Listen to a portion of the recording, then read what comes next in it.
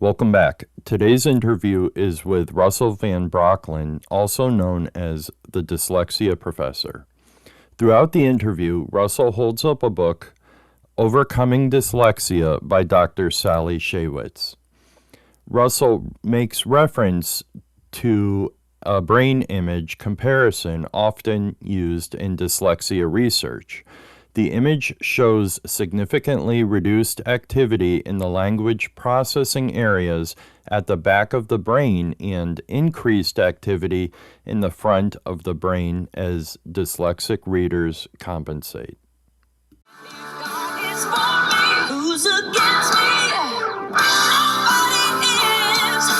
Welcome to Sanctuary Peacemakers. This is your frontline guide to safety and security inside houses of worship with your host, Unity.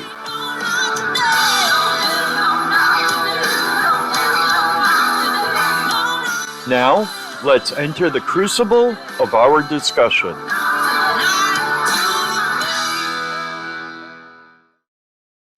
Welcome back to Sanctuary Peacemakers. Joining me today is Russell Van Brocklen. Is that how you say it? Yes, thank you for pronouncing it correctly. Also known as the Dyslexia Professor. Russell is a New York State Senate-funded dyslexia researcher who works directly with struggling students and families, helping children move from frustration and shame into confidence and growth. One of the things that stood out to me when we spoke earlier was the idea that churches are often the first place a child's struggles become publicly visible, and how the response in those moments can either deepen shame or begin healing. Russell, I really appreciate you taking the time to join me today. Thanks for having me. So, to start off, for people who may not fully understand dyslexia, what it actually is, and what is it exactly, and how does it typically affect children? Well, let's go right to the science. This is the top book in my field, Overcoming Dyslexia by Dr. Sally Shaywitz from Yale. That's dyslexia.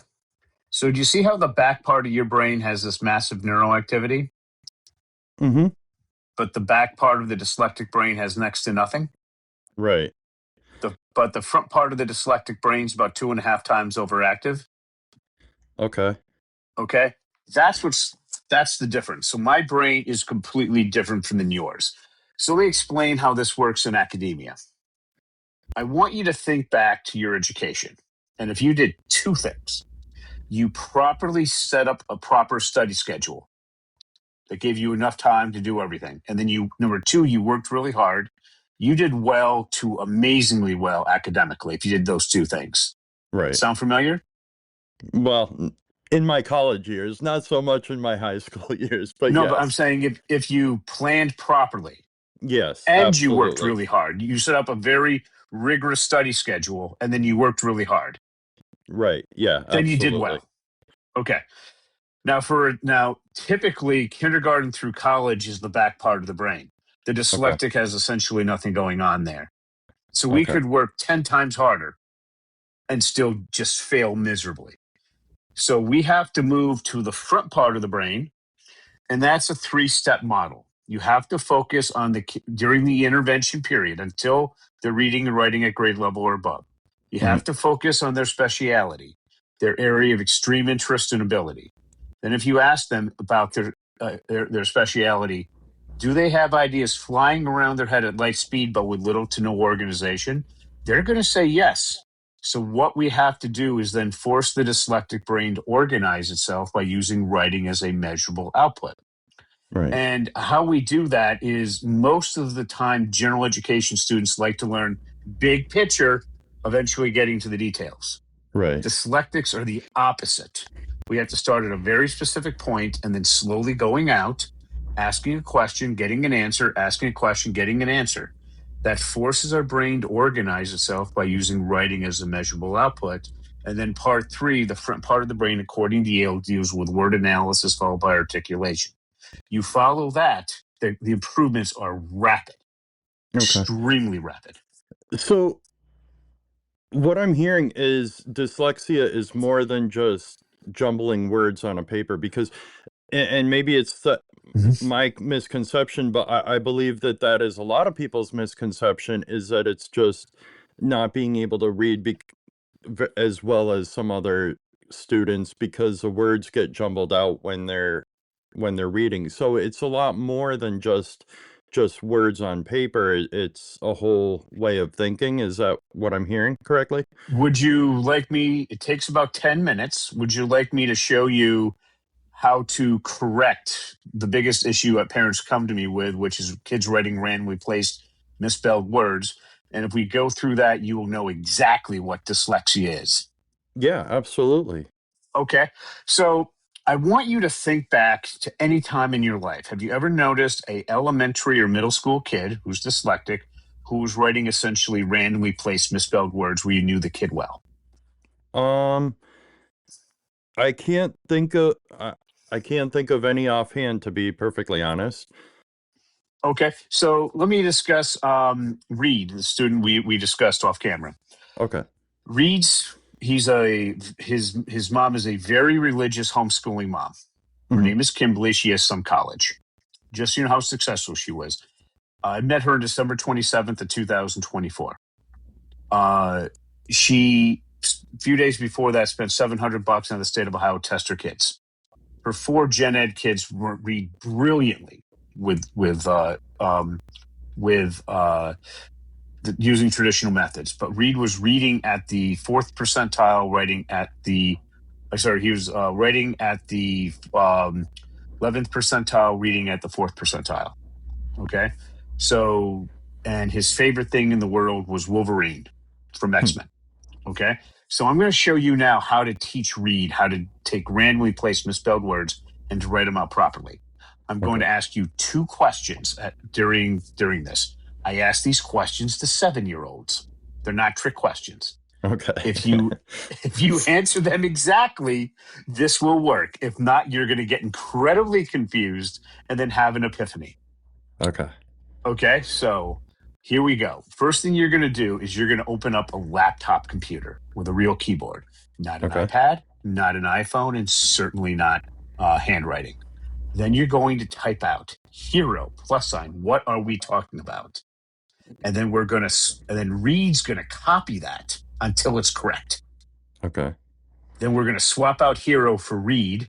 So we got Reed +, what are we talking about? Then you're going to go to a list of 10 things that Reed really, really likes and 10 things he really, really dislikes. The first thing, what he really, really likes is Wolverine. So we got Reed +, what are we talking about? We're going to swap out what are we talking about for Wolverine. Now we got Reed + Wolverine. See how we got there? Yeah. Now, I'm going to try to fool you with 2 of the simplest questions you've ever been asked. If you answer them exactly correct, this will work. If not, you're going to get incredibly confused, and then you have an epiphany in what dyslexia really is. You think I can Okay. fool you? I don't know. I'd like to think I'm smarter than a 5th grader, but Well, let's go ahead and give this a shot. So we got Reed + Wolverine. okay. Here's my question. We got to replace the + with a word. Does Reed like or dislike Wolverine? He likes Wolverine. But that's not what I asked. Let's try it again. We got Reed + Wolverine. We have to replace the + with a word. Does Reed like or dislike Wolverine? Likes. But that's not what I asked. Do I have you thoroughly confused? Absolutely. Are you ready for your epiphany? I am. Okay, so let's go back to the science. This is your brain. You processed it back here. This is Right. Reed's brain. He's got nothing going on back here. I asked very specifically, does Reed like or dislike Wolverine? You did what almost every educated person does. You automatically added the S to make it a proper sentence. Reed's Okay. dyslexic. He's got nothing going on back here. He doesn't know how to add the S. So he just says like. It's exactly it. So we got Reed like Wolverine. And now we have to figure out how to get it to add the S. No, I want you to think back to when you were in elementary school and the Okay. teacher's explaining a basic grammar rule like this. Have you Hmm. noticed that when they had to explain it 4 or 5 times to a kid, they would start getting frustrated? Yeah. You Yeah. could explain this to Reed 1,000 times, and he's still not going to be able to do it because there's nothing going on back here. So Okay. we have to move this forward. What we have to simply do, look at the science again, we got to use this part of the brain, which is 2.5 times overactive. According to Yale, that's word analysis followed by articulation. So we have to apply word analysis to solve this. So I'd ask Reed to write that out. He would say, read like Wolverine. Then I'd say, read that out loud again and answer this question. Does that sound generally correct? Read like Wolverine. No. Reed, fix it. Reed likes Wolverine. Then we have him practice that for another nine for the other 9 likes and 10 dislikes until everything's correct. Do you see how that's a simple form of word analysis? Yeah. Okay, then we're going to go reason 1. Give me a simple reason why a 10-year-old boy would like Wolverine. Reason he would like Wolverine because he's a superhero. He's got claws. Reed likes Wolverine because he's the superhero with claws. Now, do you see how we got just a mess of grammar? Yeah. Teachers don't know how to fix this.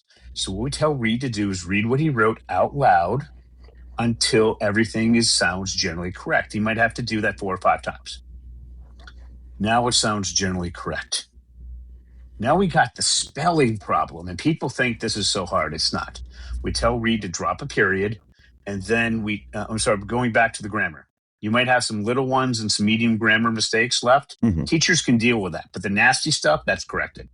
Right. For the spelling, we tell Reed each time he misspells a word, he has to retype the entire sentence.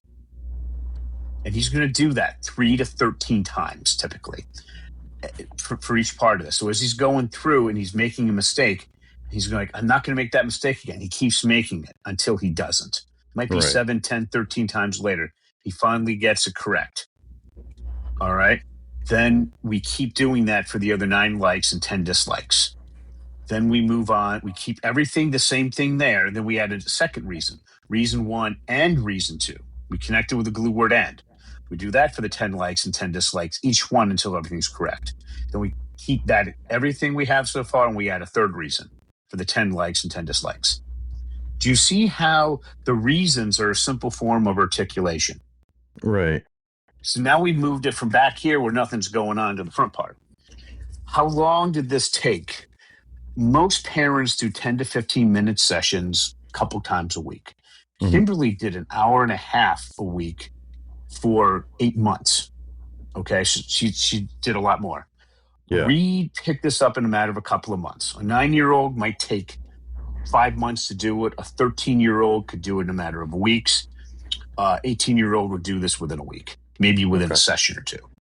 So, but what I just showed you there was how to apply the basic science of how the brain actually works, and the results were spectacular. For Reed, just so you know what happened, his friends came to him over the summer of 2025, and they asked him to come to public school with them so they could be with them socially in class. Right. Kimberly worked with Reed for an hour and a half a week for 8 months. I worked with her for half an hour a week. In August of 2025, Reed was tested again in a public school. He jumped up to the 64th percentile in reading, 65th percentile in writing. Wow. Yeah, he is now as of April 2025, he's in Gen A classes getting mainly A's and B's. In church, he's reading. He was reading ever since, I think, about 5 months after I started working with him and Kimberly. He's reading his book. He's very confident. He's not feeling the shame of standing up and going, I can't read this, which is important because in front of his church, it's an incredibly close organization. Yeah. This is his extended family. This isn't a room full of strangers. And when he got up there and told his mom before this, Mom, I can't read, I'm dumb. I mean, it broke her. Yeah, now I was going to say that's got to be heartbreaking. Exactly. And that's how you fix it. I mean, that is literally just You just rewind, play this, do this over the next weeks or months. Remember, everything has to be perfect before you move on as far as spelling. Grammar, it has to sound generally correct. We have to get rid of the nasty stuff. Right. All right. And this fixes, because here's the other little secret. If you can write it, you can read it. That makes a lot of sense because the two are very much correlated. Yes, but here's the thing about it. We are judged after, starting in fourth grade, we are judged on our writing ability. We just Right. assume we can read. Yeah. But if you can write a word, you can read the word. Right. That makes sense. So, excuse me. I want to sidetrack for a second here because something you had mentioned, and you brought up him reading in church and whatnot. Something you had mentioned earlier when we spoke, setting everything up, was that churches are often the first place that their difference becomes publicly visible. Can you explain that? Like why churches? Well, let's just look at what church families are. They are very giving. They're Hmm. very supportive. These are very tight organizations.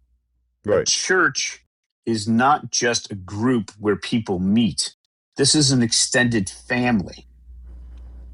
So, in our educational system, from kindergarten through third grade, we learn to read. From fourth and above, we read to learn. Right. So, when these kids are young, especially starting maybe second, usually around third grade, they're asked to start to read. And then every kid gets up there. A lot of the normal kids might struggle a little bit and they feel bad about it. The dyslexic gets up there and says, I can't do it in front of their extended family.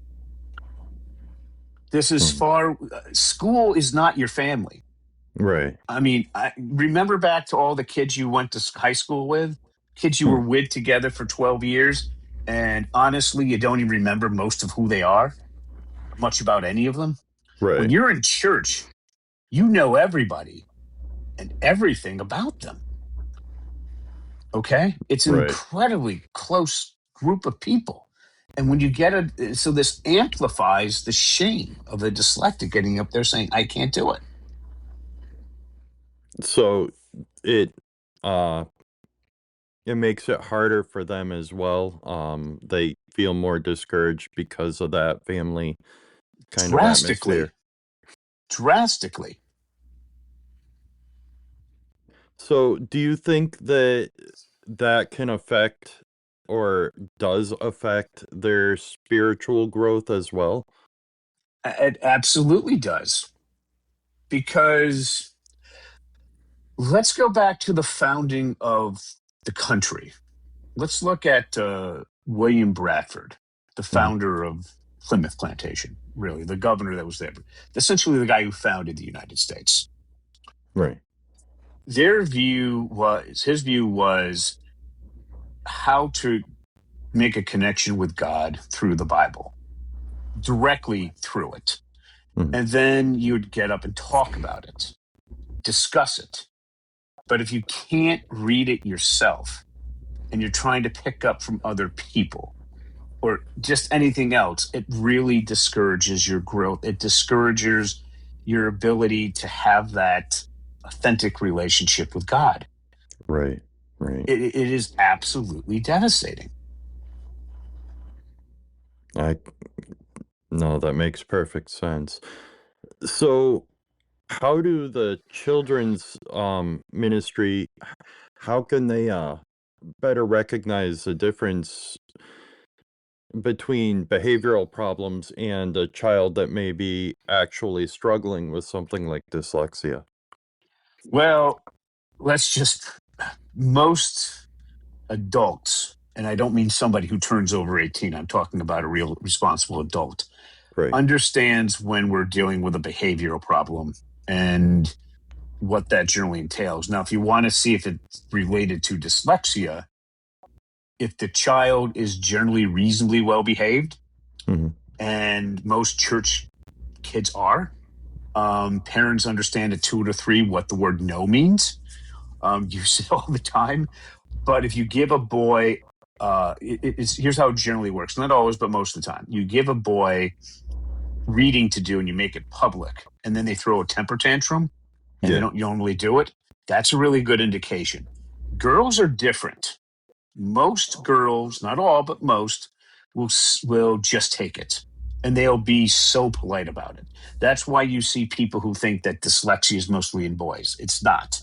Girls are just much quieter. It takes much longer to diagnose it. Right. So, is there a way that maybe the church can work with the schools to help them if the church is picking up on something like this?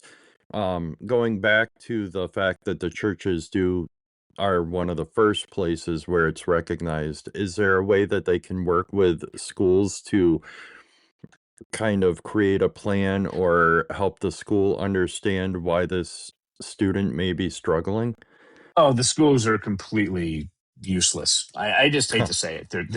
They're completely useless. Not because they want to be hard on dyslexics or neurodiverse. Let me just to go and explain why. Let's go back to the science. They're used to Right. this.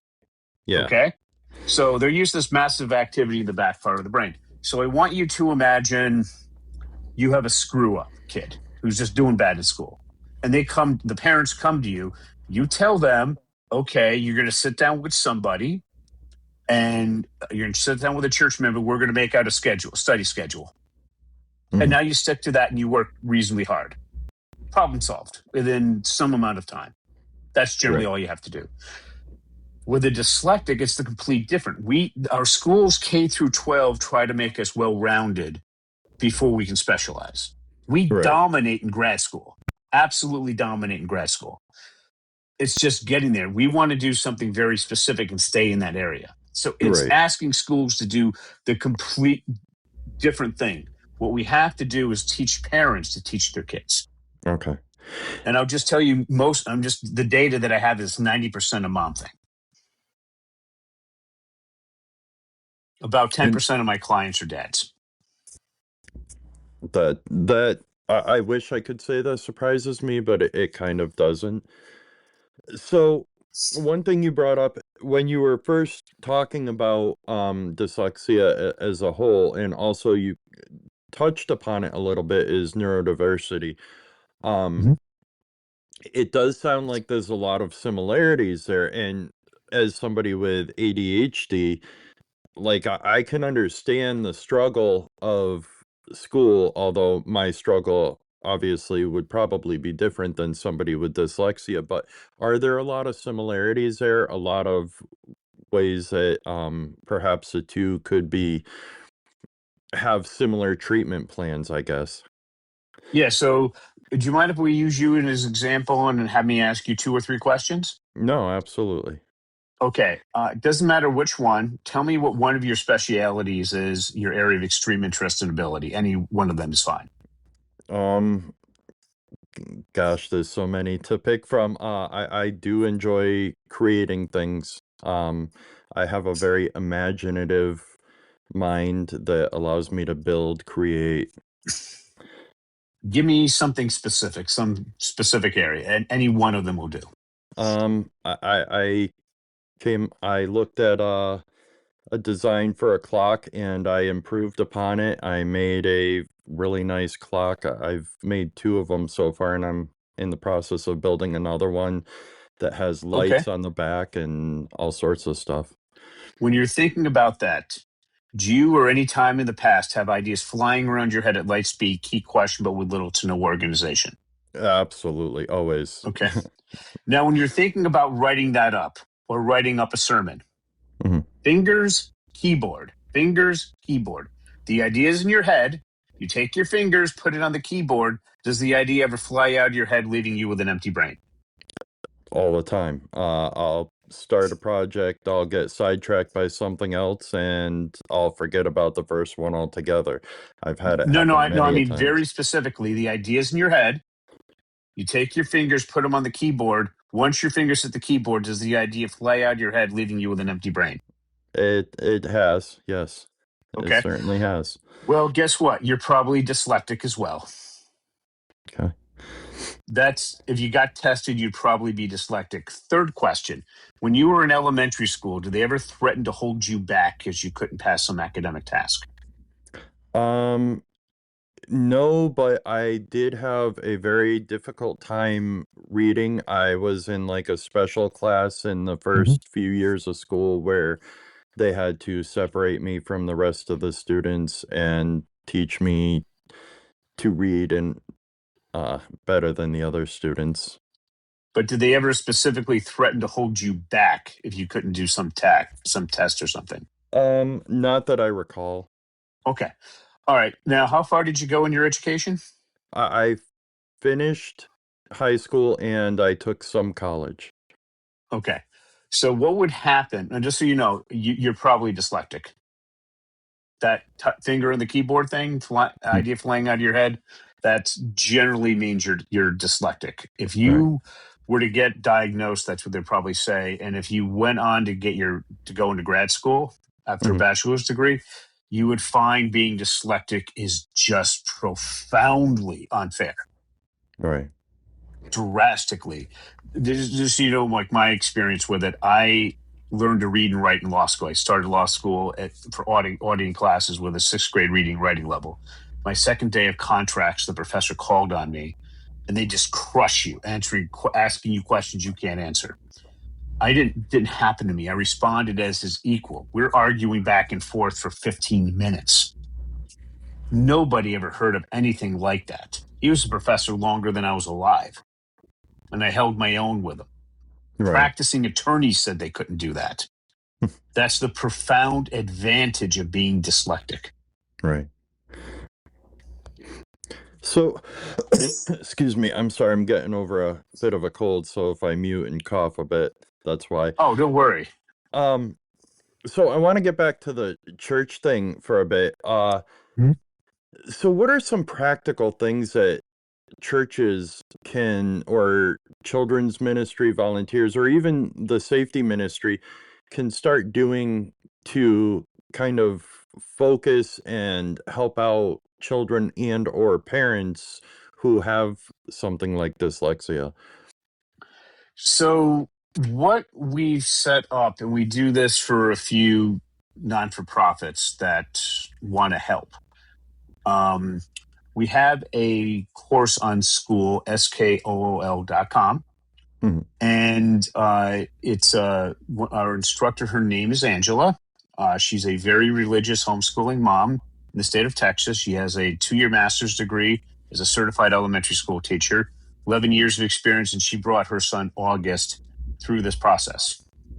So we do have some scholarships that we hand out to organizations, and I love working with churches Right. where we can literally, that process that I just showed you, Yeah.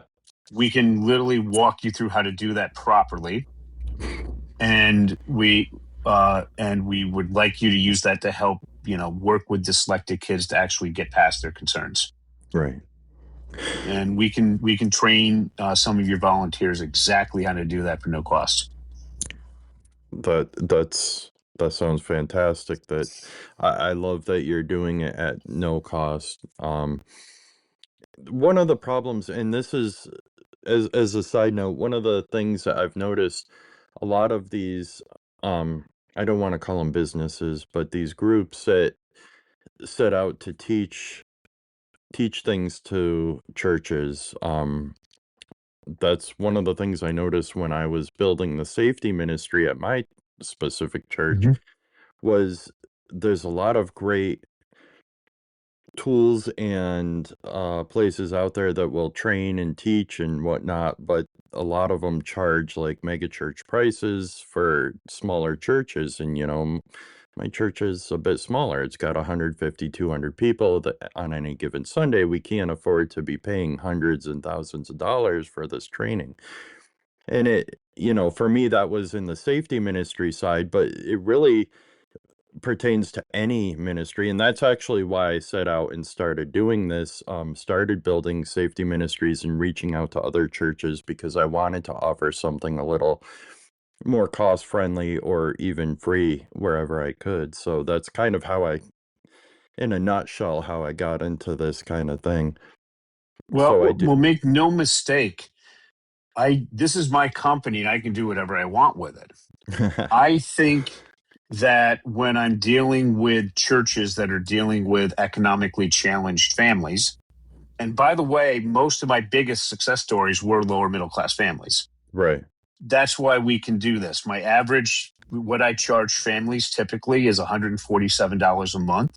Mhm. And for families that can easily afford it, I do ask them to pay for that so I can work with other ones for no cost. Right. For my personal rates, I charge $497 for 50 minutes, and I charge for prep time, which is normally a couple hours a session. Well, And I've priced myself out, except for for very wealthy families, but I do work with a number of families directly where I find the kids are amazing, and I do that for no cost. And I charge those high fees for people who can afford to pay it. And that, believe me, there are families out there that I'm taking away some of their private jet money or whatever. I don't care about that. All right. That's why I priced myself out for that. right. But what I found for most families, it's $147 a month and it works. But when we're dealing with churches and you have some, I only do that through the ministers or through very specific community leaders, and I give access to them, and they make sure it's what's needed. Right. And that works. If they have a student who has a teacher who wants to go through it, I don't accept individual applications anymore. It has to go through a minister or somebody else. Right. And that way we make it viable for the kids that really need it and deserve it. Right. So on that note, for parents who are listening who feel Mhm. like their child may be falling through the cracks, what would you want them to hear? Well, basically how we set it up, again, if there's an economic challenge, go through your minister, have them contact us. Mhm. Okay, that's who we deal with. But for most parents, when I try to solve this problem, most solutions are a $75,000 a year private school for 4 to 5 years. That's what it costs, Yeah. literally, and the stuff in between just doesn't work. So I had to look at the numbers, and most of my competition's 500 to $1,000 a month. And I don't know about you. Do you got a couple of 1 or 2 year old BMWs sitting in your driveway? Yeah, that No. doesn't work. So I had to lower it to 147. And Angela is, as I said, she's our teacher. And for parents, again, she's a certified elementary school teacher with over a decade of experience, and she is a very religious homeschooling mom. She has taught her son August how to go through this, and a big part is they do read the Bible a lot. Right. Okay, so I specifically wanted a religious mom for this. And she's there each week to answer your questions for an hour. Most Mhm. parents ask the same questions, and it's all video and written, and all the guides are up there. I can tell you how long this took. We were supposed to have this ready February 1st. We just launched the first course about a week ago because Angela was like, oh, I have one question. Then I've sent her back 5,000 words. Okay. She is methodical to make this understandable for homeschooling moms. Right. So so you just go to skool.com school and just type in dyslexia classes. We have one for parents, one's for teachers, and it's just 147 a month. If you're a church and you need this for financially challenged families, have the minister contact me, and we have a certain number of spots where we can give you free access to the course. And we do that because I want to see highly motivated kids that want this solved. Right. And churches are about the best way. I'll give you a little hint. If we were to take all the money that the federal and state governments want to use for the poor and just gave it to religious institutions and said, go take care of the poor, we would be able to help probably 3 or 4 times as many and Yeah. much better. Yeah. And by the way, as a side note, before I ask you this last question, I do want to mention I am going to put your link in the description to this. And any information that you want to provide me, I'll put in the description to this podcast as well. So, to wrap it up, what would you say the one thing you wish more churches understood about children who struggle with dyslexia specifically, or just learning differences in general? Well, it's the same for ADD and ADHD and dyslexia. You have to focus on the kid's speciality. Find the part of the Bible that means the most to them. And if not, work with them to find one that does. Right. Normally, it's great to hand off to those teenagers who are like 14, 15, who are maturity of like 40 and 50-year-olds? Yeah. Have them sit down with a kid. They're great at doing this stuff. Then you have to teach them not general to the specific, but the specific slowly out to the general, word analysis followed by articulation.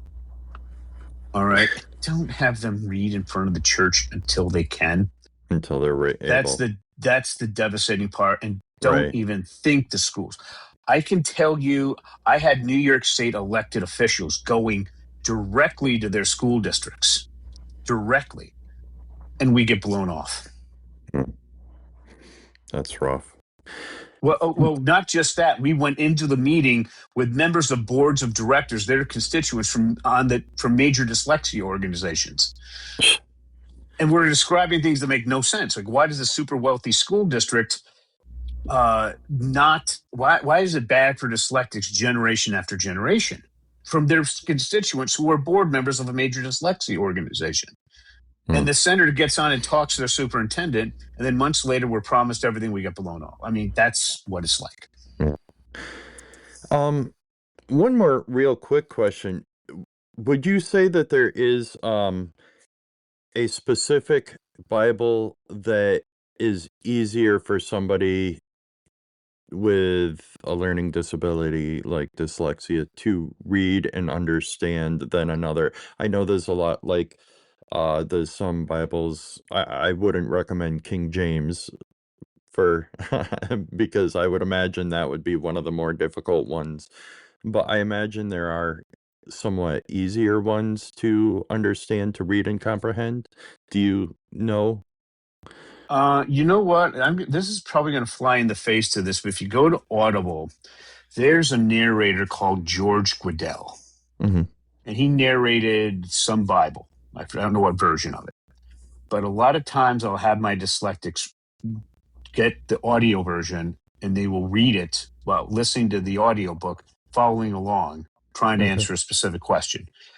He's the top narrator in the world. All right. Whatever that one is, I would use. Okay. But besides that, in general rule about anything with reading, you need it to be a quality piece of writing. Right. By that, I mean, I'm looking for a book that won the National Book Award, the Pulitzer, just a very high quality written book. Right. Dyslexics have a real problem reading garbage. You know what's good, you know that's bad. As far as Bible is concerned, I don't know really what the difference is. I didn't start reading the Bible until I could actually read. Right. Are they people with dyslexia, do they have an easier time reading comic books, or what are the graphic novels? Graphic novels? Yes. The professor I reported to for my original research project, his name was Professor James Collins. He found 3 default writing strategies. Just so you know, this is $1.5 million of your taxpayers for this. It was copying, visualization, and narrative.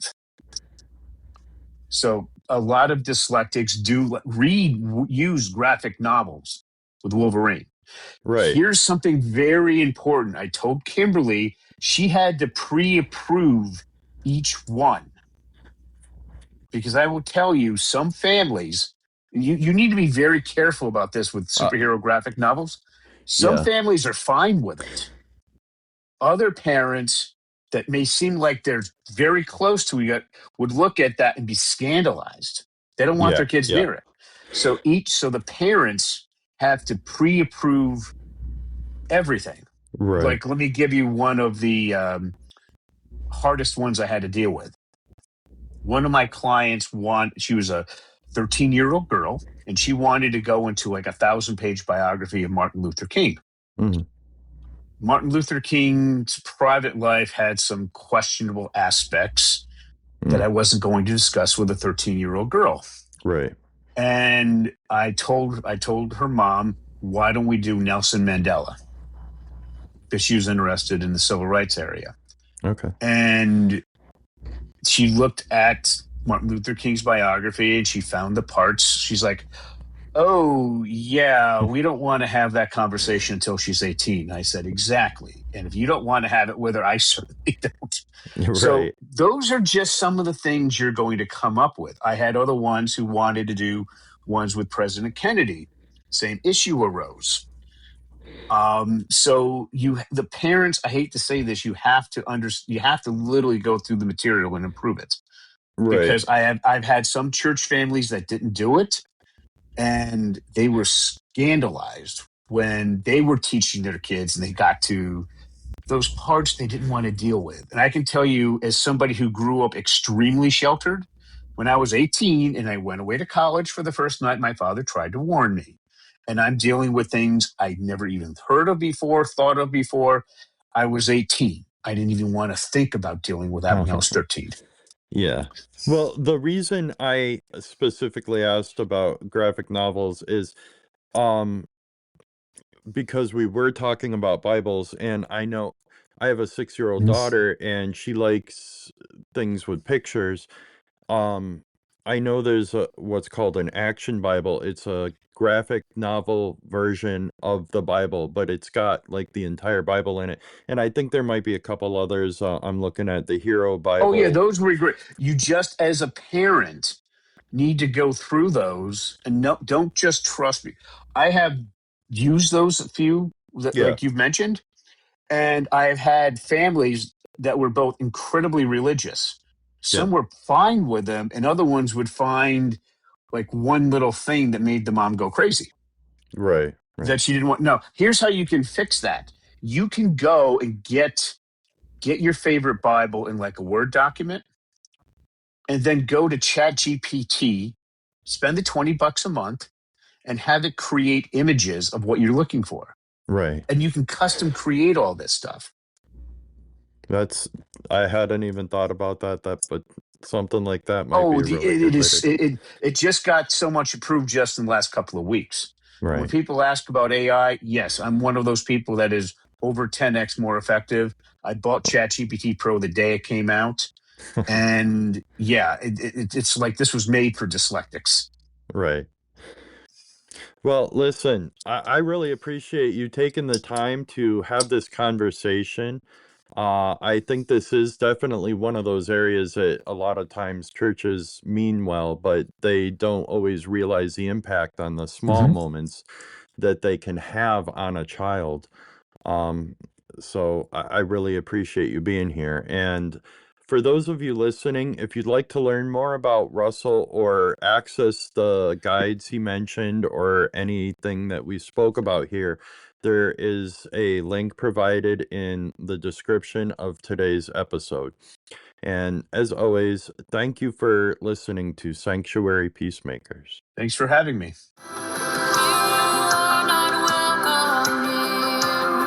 Thank you for tuning in to another episode of Sanctuary Peacemakers. If today's conversation added value, be sure to tune in next week as we continue equipping and encouraging those who serve and protect houses of worship. A special thanks to Haley Jones for granting permission to use her song Not Today in our introduction, and to Lesley Jones for allowing us to use the song Sound Mind as our outro music. As always, y'all stay safe and y'all stay blessed.